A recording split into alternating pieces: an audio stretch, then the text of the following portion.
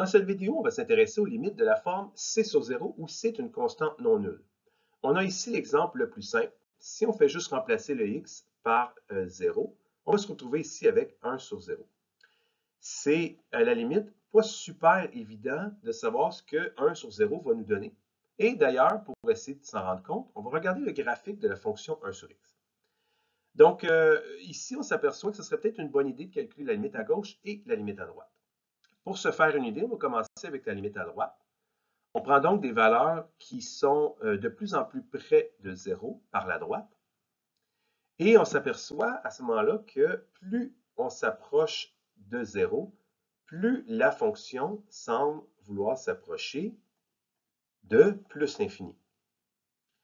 De la même façon, si on fait du côté gauche, on va s'apercevoir que la fonction s'en va de plus en plus dans les négatifs et on va avoir 1 sur 0 moins qui va être égal à moins l'infini. Donc, on a deux limites différentes. Ça veut dire que la limite globale, en réalité, ici, n'existera pas.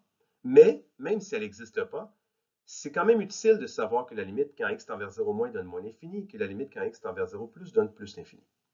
Donc ici, je vais encadrer ces deux équations-là parce qu'on va les utiliser souvent. Donc, une constante positive divisée par 0 moins, ça donne moins l'infini. Et une constante positive divisée par 0 plus nous donne plus l'infini. Allons-y tout de suite avec un autre exemple. Donc ici, dans le fond, la première chose à faire, c'est toujours de calculer les deux limites, la limite à gauche et la limite à droite. On remplace directement. Donc ici, je vais avoir 2 fois 1 moins plus 1. Pour en haut, on va garder simplement la valeur 3. Pour en bas, on va avoir 1 moins, moins 1. Et ici, il reste juste à se demander, en réalité, qu'est-ce que ça vaut 1 moins, moins 1? Mais 1 moins, bon, 1 moins 1, ça donne 0. Maintenant, j'ai besoin de savoir si c'est 0 moins ou 0 plus. Fait que dans notre tête, on pourrait imaginer que 1 moins, c'est un nombre inférieur à 1, mais proche de 1. On pourrait penser à, par exemple, juste 0,5 dans notre tête, 0,5. Puis 0,5 moins 1, ça nous donne un nombre négatif. Et ça peut nous aider à remarquer qu'ici, on va avoir 3 sur 0 moins. Et comme on l'a vu tantôt, 3 sur 0 moins va nous donner moins l'infini. De la même façon, ici, on va avoir, en remplaçant, on va avoir 3 en haut, ça ne change pas. Mais pour ce qui est d'en bas, on va avoir un plus, moins 1. Et un nombre un peu plus grand que 1 moins 1, ça va nous donner 0 plus. Et en haut, on a encore notre 3. Et finalement, la réponse finale va être plus infini. Encore comme tantôt, les deux limites à gauche et à droite ne sont pas les mêmes. Et donc, la limite globale ici n'existera pas. On va terminer avec un dernier exemple. Ici, on a déjà la limite à gauche et la limite à droite qui sont prêtes. Et on va essayer une première démarche. Si je remplace par 4 en haut, ça fait 5 fois 4, 20, plus 3, 23. Ça, il n'y a pas de problème. En bas, si je fais 4 moins, 4 moins au carré, ça va me donner 16 moins. Puis si je fais moins 3 fois 4 moins, ça va me donner, dans le fond, moins 12 moins. Puis ici, je vais avoir moins 4. Donc, pensez-y, si vous multipliez 3 fois un nombre qui est un petit peu en bas de 4, ça va vous donner un nombre qui est un petit peu en bas de 12. Donc, c'est pour ça qu'ici, j'ai écrit moins 12 moins. Moins 4. Là, c'est hyper embêtant parce que là, 16 moins 12 moins 4, ça donne bien 0. Mais 16 moins, moins 12 moins.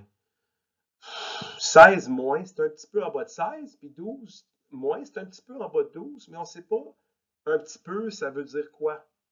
Fait que cette démarche-là ici, ce ne sera pas un bon chemin. Si on continue comme ça va être très difficile de savoir comment trouver la bonne réponse. Donc, le truc, quand on travaille avec des formes C sur 0, c'est oui de prendre la limite à gauche et la limite à droite, mais c'est de factoriser le dénominateur. Ça va devenir plus simple à ce moment-là. Donc ici, limite lorsque x tend vers 4 moins, de 5x plus 3. Puis ici, on peut prendre somme produit. Donc on veut trouver deux nombres que leur somme donne moins 3, leur produit moins 4.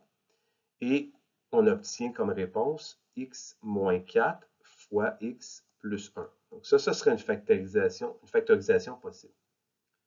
Maintenant, je peux remplacer. Donc en haut, ça me donne notre même 23 que tantôt. Puis là, regardez ce qui est intéressant, c'est que là, je vais avoir ici 4 moins 4. Et 4 moins plus 1, finalement, ça donne que 5. Ça ici, ça ne m'intéresse pas de garder le petit plus ou le petit moins. Moi, ce qui m'intéresse, c'est de savoir ici, 4 moins 4, ça donne quoi?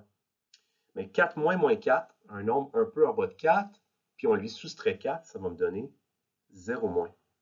Et 0 fois 5, ça donne 0. Donc ici, en réalité, vous allez avoir 23 sur 0 moins. Et 23 sur 0 moins, ça va vous donner moins l'infini. De la même façon, si vous faites la limite à droite, vous allez avoir limite lorsque x tend vers 4 plus, de 5x plus 3 sur x moins 4 fois x plus 1.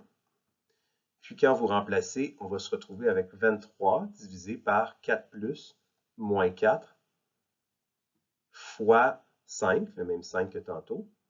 Et ici, je vais avoir 4 plus moins 4 qui va me donner 0 plus. Et donc, on va avoir 23 sur 0 plus qui va me donner plus l'infini.